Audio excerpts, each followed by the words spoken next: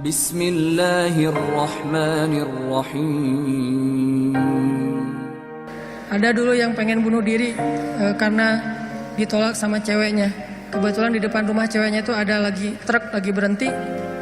Terus dia balapan, sengaja nabrakin dirinya ke truk yang lagi berhenti, tepat di depan rumah ceweknya. Kenapa? Pengen nunjukin ke ceweknya, aku gak bisa hidup tanpa kamu. Coba. Kenapa bisa kejadian kayak gini? Karena hatinya tidak dikuatkan. Kenapa ada orang yang berkali-kali diputusin, tetap aja datang lagi. Kuat banget tuh hatinya. Berkali-kali diputusin, datang lagi. Bukan datang ke yang lain, datang ke yang sama. Sampai orang yang putusinnya, yang putus asa memutuskan, akhirnya menerima. Nah, di sini berarti bukan soal layak dan tidak, soal siapa yang paling sabar ya. Kan kata Umar bin Khattab, rahasia kemenangan dalam satu pertarungan, ini yang ngomong jawaranya ya, Umar bukan saya. Kalau saya mungkin bukan petarung, kalau Umar kan petarung. Dia ngomong apa? Rahasia kemenangan dalam satu pertarungan bukan teknik, bukan kekuatan fisik, tapi ketahanan, kesabaran. Siapa yang paling sabar, dia yang akan menang. Siapa yang paling sabar sampai ronde 10, maka dialah yang menang. Begitu juga dalam kehidupan, siapa yang paling kuat, dialah yang akan sukses, yang paling sabar. Ternyata kadang Allah menolong kita bukan dengan cara buat hidup kita gak ada masalah. Justru kadang masalah itu kuliah buat kita. Masalah itu nyantri buat kita. Masalah itu kursus buat kita, biar kita mengerti kebaikan. Mengerti artinya menjadi orang yang tangguh. Tapi Allah kuatkan hati kita, sehingga kita berbaik sangka. Ihfazillah yahfazka. Jaga Allah, Allah jaga kamu. Berbaik sangka kepada Allah. Misalnya lagi ada musibah, oh kayaknya Allah mau ganti yang lebih baik nih. Kayak gitu. Ada musibah langsung berbaik sangka, Allah mau ganti yang lebih baik. Istri saya tuh salah satunya, dan beliau aktivis mengurus pasien-pasien kanker yang kurang mampu di Bandung. Jadi kita punya namanya Rumah Teduh, menampung ada sekitar 6 rumah, menampung lebih dari 70 pasien, termasuk ada yang dari Garut, dari Tasik, dari pelosok-pelosok. Bahkan ada yang dari Garut bagian selatan yang kemarin sempat kita anterin, udah meninggal pakai ambulan. Dari Bandung ke rumahnya itu 12 jam. Karena pertama udah sampai di jalan raya harus digotong, gak bisa naik mobil ke atas, ke bukit gitu. Gotongnya aja sejam. Kalau pakai motor nggak mungkin kan, bawa tandu kan, pakai motor nggak mungkin ya. Tapi kalau teman-teman anak-anak motor kayaknya bisa nih ngetrik ya, bahwa kalau kita nggak bisa akhirnya ditandu sejam naik ke atas tuh. Nah, kemarin ada kejadian di salah satu rumah teduh untuk nampung pasien-pasien yang kurang mampu bersama keluarga mereka. Ada satu pasien nyamar. Dia pura-pura sakit, terus tinggal di situ sehari. Tiba-tiba malam hari dia hilang. Semua HP keluarga pasien diambil, dibawa lari. Mencuri HP pasien kanker kurang mampu. Coba kurang apa dosanya tuh? Mencuri HP, nyopet HP orang di mall masih mending, dosa lah ya. Tapi nggak dosa segede itu ya, nggak berlipat-lipat. Ini dosanya apa? Mencopet, mengambil HP keluarga pasien kanker kurang mampu. Yang di HP itu satu-satunya alat untuk komunikasi, ngurus pengobatannya. Kita nelpon mereka juga di situ, nelpon dokter lewat HP itu, diambil sama dia. Hilang sekitar 5 HP, 5 pasien. Langsung kita coba snapgram di sosial media. Dalam hitungan jam Allah ganti HP yang lebih bagus, jumlahnya 2 kali lipat. Itu juga kita stop, kalau enggak mungkin 10 kali lipat jumlahnya, bisa jualan HP itu. Kita taruh Instastory, kita butuh HP nih, ada 5 pasien kita yang kehilangan HP dalam satu musibah, mudah-mudahan Allah ganti yang lebih baik. Ternyata langsung pada ngejapri, saya ganti. Bukan HP bekas, HP baru yang harganya mungkin lebih mahal berkali-kali lipat dari yang hilang. Dan jumlahnya berkali lipat dari yang hilang. Hilang 5, yang udah terkumpul dalam hitungan 1 jam 10. Itu langsung kita stop, kalau enggak bisa 100 tuh. Lumayan kan, bisa buka lapak lagi tuh. Nah ternyata benar, kalau kita berprasangka baik ke Allah, akhirnya mereka pas dikasih HP yang baru bingung. Pak nih gimana cara memakainya nih? Karena HP yang mereka selama ini kan yang HP hitam putih yang agak gede yang bisa ngelemparin maling ya. Sekarang HP-nya slim, warna, bisa selfie. Mudah-mudahan sih nggak sibuk selfie ya. Nah alhamdulillah dikasih yang lebih baik. Coba berprasangka aja sama Allah. Dan itu mudah banget bagi Allah. Saya juga pernah hilang HP. Malam-malam mau ada acara tahajud bareng. Bangun tidur karena udah telat bangunnya. Acara tahajud jam 2, saya bangun di rumah jam 2. Kan telat banget tuh berangkat ke tempat masjidnya setengah jam paling cepat. Akhirnya karena panik saya ambil HP jatuh. Pas jatuhnya itu bagian layarnya langsung pecah, gak bisa lagi dipakai digit. Wah HP saya hilang, langsung doa Allahumma ajurni fi musibati wa akhluf li khairan minha. Ya Allah beri saya pahala dalam musibah saya, beri saya ganti yang lebih baik darinya. Waktu itu HP saya HP harga 2 juta. Paginya jam 10 pagi Allah ganti dengan Samsung Note 5 yang waktu itu harganya masih 10 juta. Coba langsung cash langsung dikasih sama Allah. Gimana caranya? Allah yang punya cara. Dan kita nggak harus tahu caranya karena ayatnya juga wa yarzuqhu min haitsu la yahtasib. Dari jalan yang Allah yang kalian tuh nggak pernah duga. Prasangka baik sama Allah. Ditolak, oh berarti akan diberikan yang lebih baik dari ini.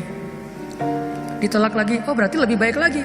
Cari lagi yang lebih baik, ditolak lagi. Makanya nyarinya yang terbaik. Begitu ditolak, Allah berarti akan menggantikan yang lebih baik dari dia. Itu ada cewek, Masya Allah, berhijab, hafal Al-Quran, juz 30. Lancar. Ini kayaknya tipe saya banget nih. Jadi saya gak perlu repot-repot ngajarin Al-Quran ke anak saya. Udah ada mamanya. Ini kayaknya cewek yang setia, keibuan. Kayaknya dia gak senang keluar, lebih senang di rumah. Pas banget dengan tipe kita misalnya. Ternyata pas datang ditolak. Maaf saya udah tunangan. Lagi-lagi kayak gitu ya. Gak survei dulu sih, langsung datang aja. Karena gak ada surveinya, datang ditolak.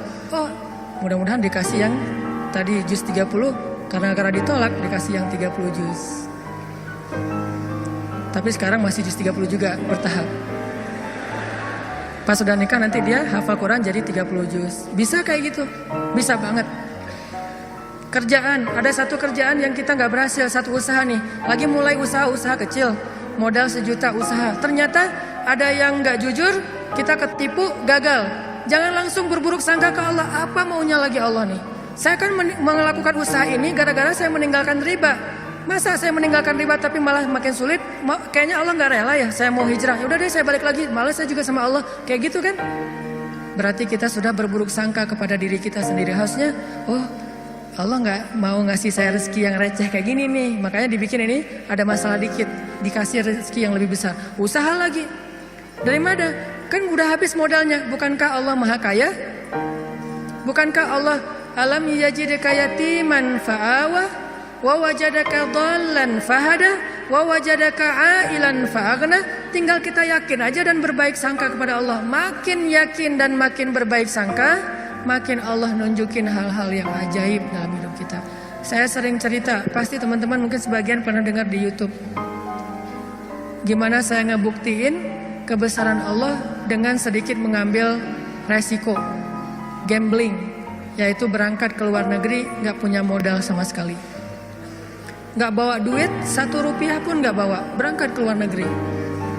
Terus apa keyakinan saya baik sangka kepada Allahnya? Saya cuma berbaik sangka waktu itu Allah di Indonesia sama Allah di Mesir itu sama. Beda gak Allah di Indonesia dengan di Mesir? Sama kan ya?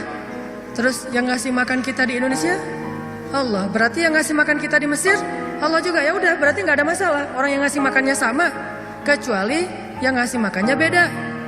Di Indonesia yang ngasih makan ayah, berarti di Mesir harus cari ayah mertua.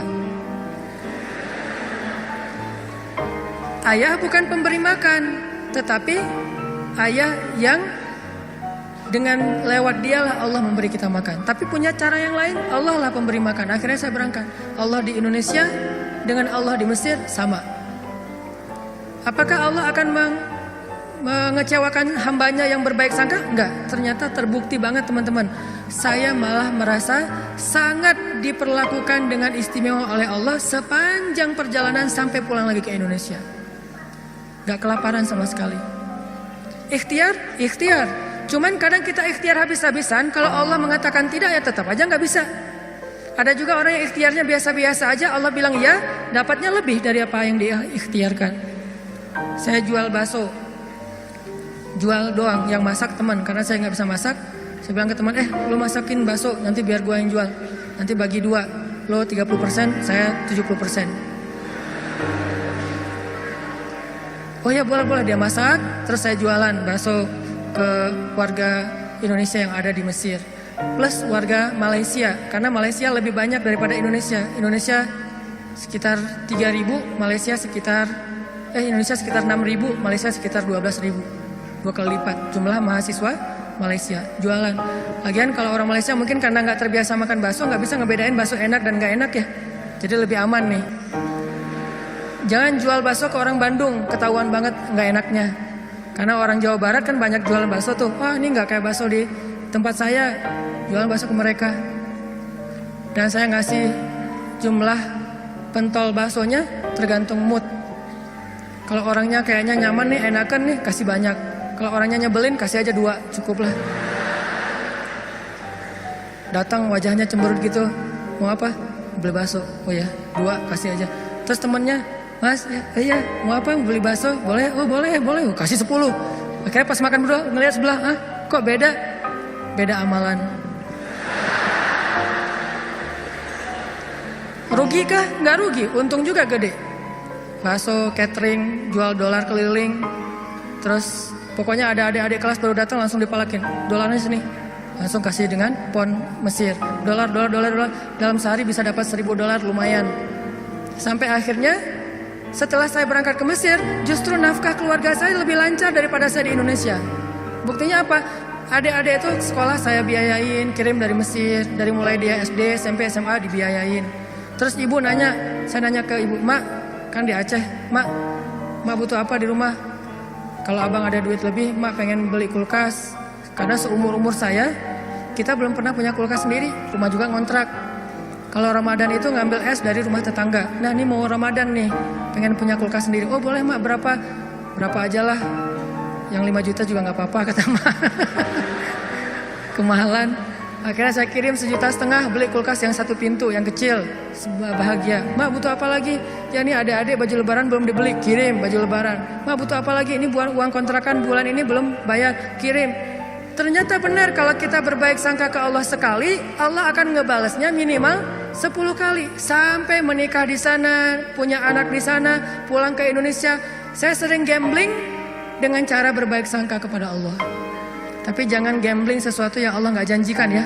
Saya berbaik sangka ke Allah, berdiri aja di rel kereta, pasti gak akan ditabrak lah. Allah gak pernah bilang siapa yang berdiri di rel kereta akan aku tolong dan tidak akan ditabrak. Gak ada janji Allah kayak gitu. Ada gitu ayatnya. Coba gambling ke yang ada ayatnya. Siapa yang bertakwa pasti akan aku kasih jalan keluar. Siapa yang bersabar pasti aku berikan pertolongan. Siapa yang sholat pasti aku akan membantu dia. Yang Allah udah janjiin, maka gamblinglah dengan hal itu.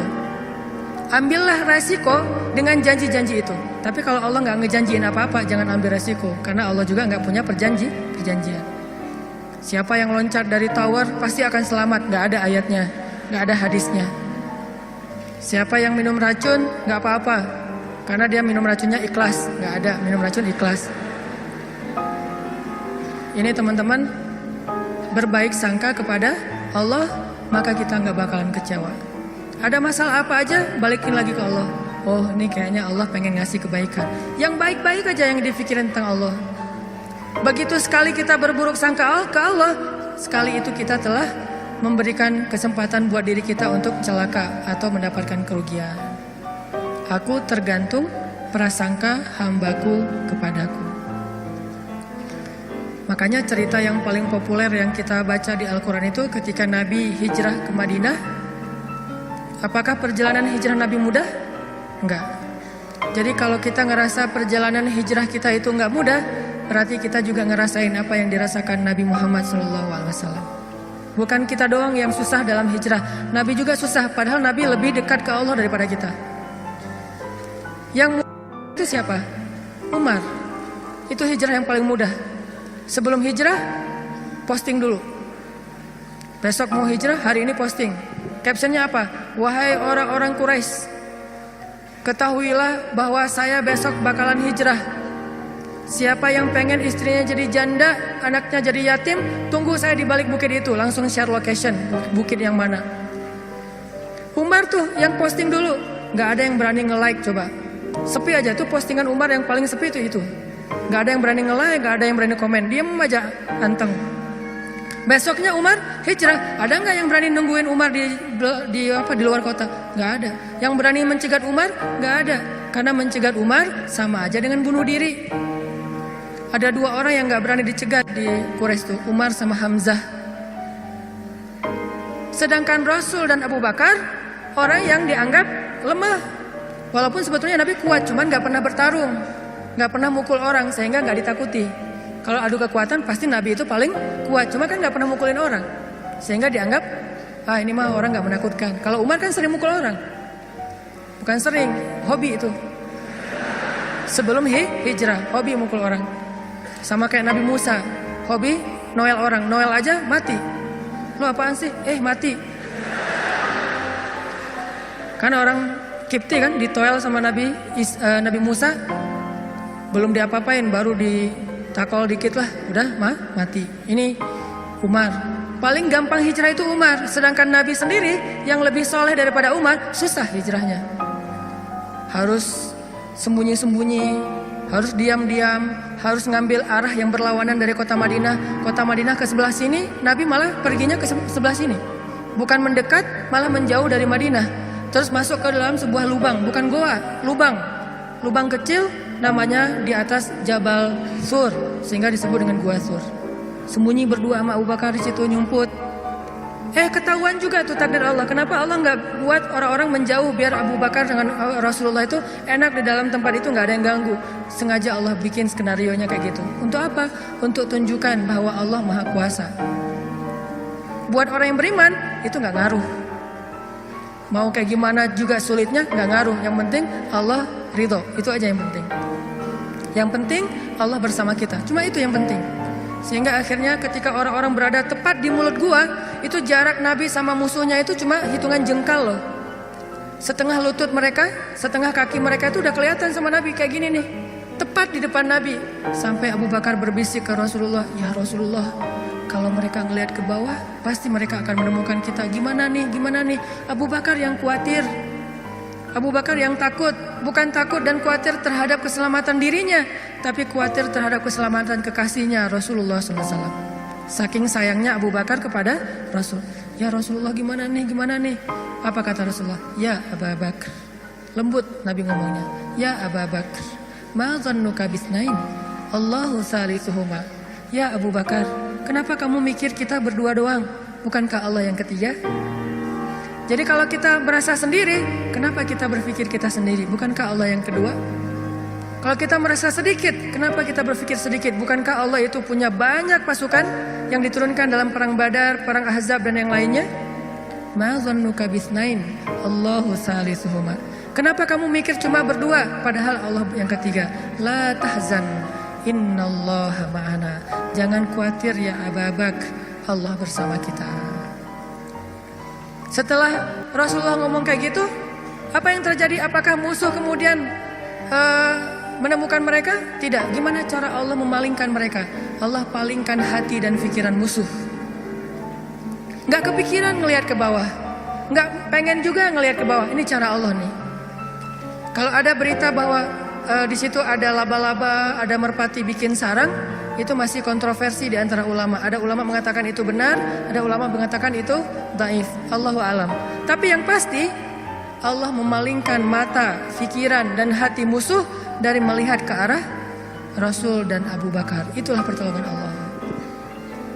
Bukan ketemu terus tarung, musuh kalah. Gak usah serepot itu. Allah gak mau juga ngerepotin hambanya.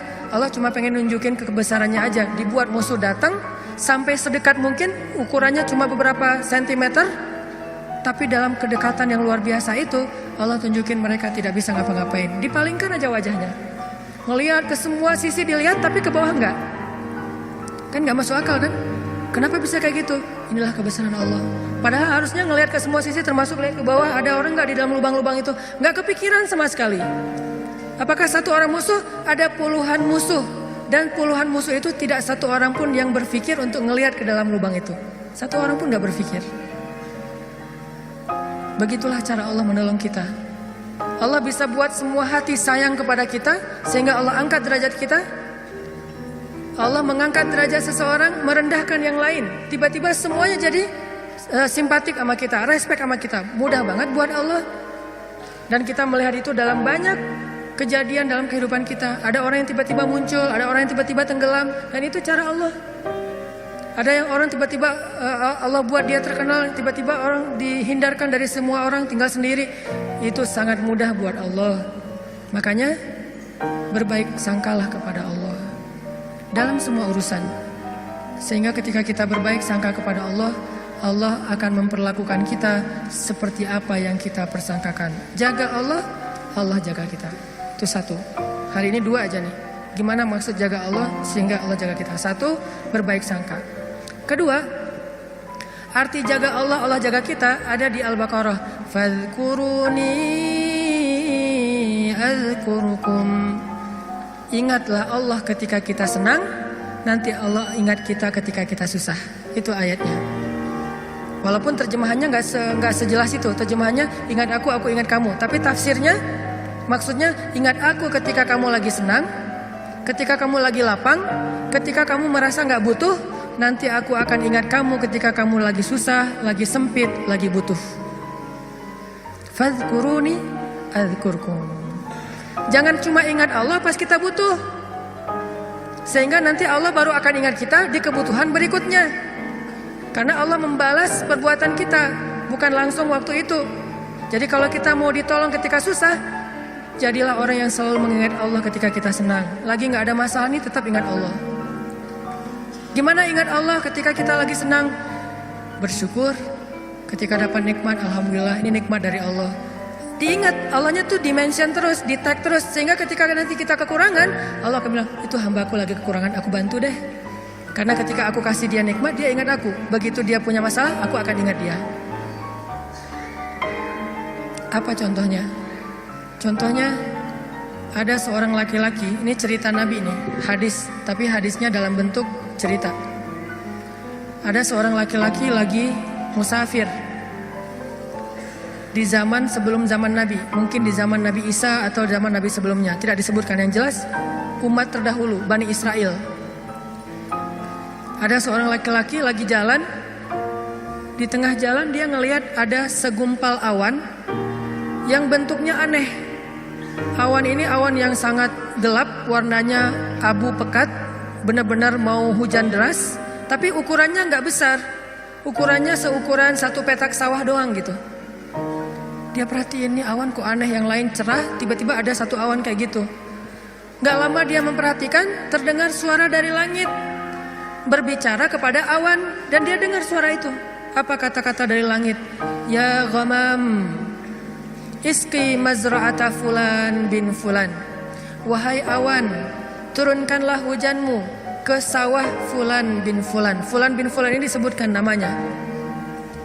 Wahai awan, turunkanlah airmu ke sawahnya fulan bin fulan. Setelah suara ini berbunyi, awan itu pun berarak, dibawa oleh angin. Berarak, laki-laki ini memperhatikan dan ngikutin. Kan tadi, dia penasaran kan, dia kepoin mau kemana nih awan, ikutin tuh awan. Terus setelah sekian lama dia ikutin, awan itu pun berhenti di atas sebuah petak sawah, di antara banyak petak sawah. Jadi ada persawahan, awan itu berhenti di salah satu petak sawah. Tiba-tiba turun hujan lokal. Cuman di petak sawah itu aja, yang lain tetap kering, yang itu basah. Ini di tengah musim kemarau, ada awan yang turun hujannya cuma di satu petak sawah. Diperhatiin, aneh juga nih hujan lokalnya. Sampai akhirnya awannya hilang, hujannya reda. Setelah itu muncul seorang laki-laki dari petani yang datang ke sawah itu berteriak, Allahu Akbar, Allahu Akbar, Alhamdulillah, Alhamdulillah. Kemudian laki-laki musafir ini pun mendekat. Dia tanya, Pak, ini sawah punya siapa? Kata laki-laki itu, punya saya, alhamdulillah Allah kasih air. Terus laki-laki ini bertanya, bapak namanya siapa? Dia sebutkan namanya seperti nama yang didengar tadi di langit. Berilah air ke dalam sawah Fulan bin Fulan. Nama saya Fulan bin Fulan. Masya Allah, ternyata orang inilah yang dimention dari langit tadi tuh kepada awan. Terus musafir ini bertanya, Pak, dia cerita kejadiannya. Tadi saya ngelihat awan, mendengar suara dari langit, lalu awan itu menurunkan hujan hanya di petak sawah Bapak. Apa yang Bapak lakukan sehingga Allah mengistimewakan Bapak? Kenapa Allah memberikan air hanya ke sawah Bapak sementara yang lain tetap gersang? Apa yang Bapak lakukan? Kata laki-laki ini, kalau saya habis panen, dapat nikmat nih, panen raya. Kalau saya lagi panen, saya selalu membagi harta saya menjadi 3 bagian. 1 bagian saya berikan kepada fakir miskin sebagai bentuk syukur. Ingat Allah berarti. 1 bagian lagi saya berikan kepada keluarga saya sebagai kewajiban, nafkah. Dan 1 bagian lagi saya jadikan sebagai modal untuk membeli benih-benih berikutnya. Diputar lagi tuh uang. Ternyata Allah ridho dengan apa yang dia lakukan. Dialah orang yang ketika senang ingat Allah, gak lupa sama Allah. Sehingga ketika dia susah, musim kemarau, musim kering, gak ada hujan, Allah ingat dia. Begitulah Nabi berkisah tentang laki-laki ini. Tentang bab syukur di dalam banyak cerita-cerita ulama.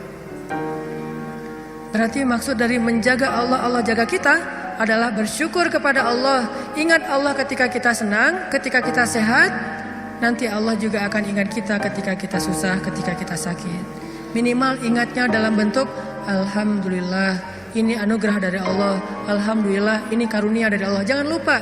Sehingga kalau kita dapat nikmat, jangan bangga diri dulu, jangan besar kepala dulu, tapi mention Allah dulu. Alhamdulillah, ini nikmat dari Allah. Sehingga nanti kalau kita butuh Allah, Allah akan ingat kita. Dan itu berlaku dalam semua masalah kehidupan kita. Satu cerita lagi, gimana Allah ingat hambanya yang ketika normal ingat Allah. Cerita yang populer tentang 3 orang yang terkurung di dalam gua. Gimana mereka bisa selamat? Lagi jalan touring, tiba-tiba badai, masuk ke dalam gua berlindung. Karena badai akhirnya terkurunglah di dalam gua. Lagi touring tuh. Bahkan mungkin motornya ketinggalan di luar. Karena tadi pas buru-buru ya masuk ke dalam gua, motornya ditaruh di luar, terus mereka longsor. Gimana 3 orang ini bisa selamat dari kurungan gua? Dengan berdoa, ya Allah, dulu saya kayak gini. 1, berbakti kepada ibu. 2, tidak menzalimi pekerja. Yang 3, meninggalkan zina gara-gara takut kepada Allah. Artinya dulu pernah berbuat baik ketika dalam keadaan normal, beramal soleh. Nanti ketika mereka susah, amal soleh mereka dulu itulah yang akan menjadi wasilah Allah menolong mereka. Jadi jangan beramal soleh, rajin sholat, rajin ke masjid, rajin tilawah pas lagi ada masalah doang. Justru pas lagi normal kayak gini nih, kelihatan ikhlasnya. Kalau lagi ada masalah kan ada maunya tuh, bukan ikhlas ya. Walaupun Allah menghargai, tetap itu kebaikan, gak akan disia-siakan. Cuman mau lebih keren, jangan pas lagi ada masalah doang. Pas lagi normal, kayak lagi gak merasa butuh sama Allah, tetap rajin ke masjid, tetap sholat tepat waktu, tetap mengingat Allah, tetap membaca Al-Quran, tetap membantu orang lain, tetap berbakti kepada orang tua. Sehingga kalau kita ingat Allah ketika kita lagi normal, lagi susah, lagi suka, lagi lapang, nanti Allah Subhanahu wa Ta'ala akan mengingat kita ketika kita lagi susah dan lagi sempit. Itulah yang terjadi dalam banyak kisah-kisah yang diceritakan oleh Nabi. Mudah-mudahan ini bisa jadi booster buat kita teman-teman. Kesimpulannya satu-satunya berbuat baik atau habis-habisan yang gak bakalan dikecewain itu adalah habis-habisan kepada Allah.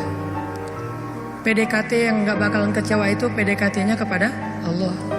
Telepon yang gak bakalan di-reject itu telepon Allah. Japri yang gak bakalan diantepin, japri ke Allah.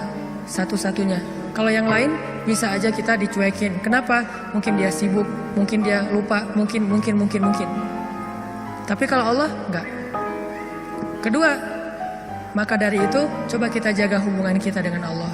Siapa yang menjaga Allah, Allah jaga dia. 1, Arti menjaga Allah adalah berbaik sangka kepada Allah. Allah juga akan berbaik sangka kepada dia.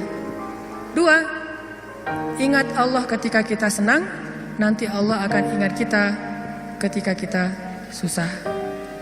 3, sebagai penutup, arti berbaik sangka kepada Allah. Allah berbaik sangka kepada jaga Allah, Allah jaga kita. Sedikit lagi ini penting. Ridholah dengan nikmat yang sedikit, maka Allah akan ridho dengan amal yang sedikit. Memangnya amal kita banyak. Man radhiya bil qalil, kata Nabi, radhiyallahu bi qalilim min amalih.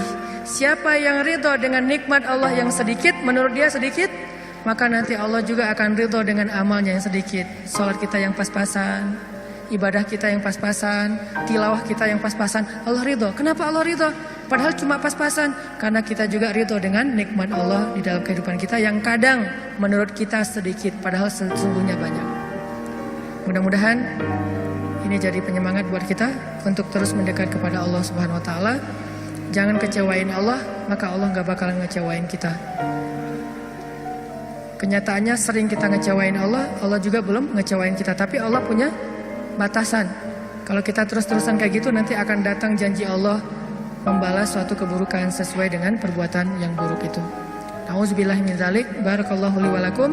Wassalamualaikum warahmatullahi wabarakatuh.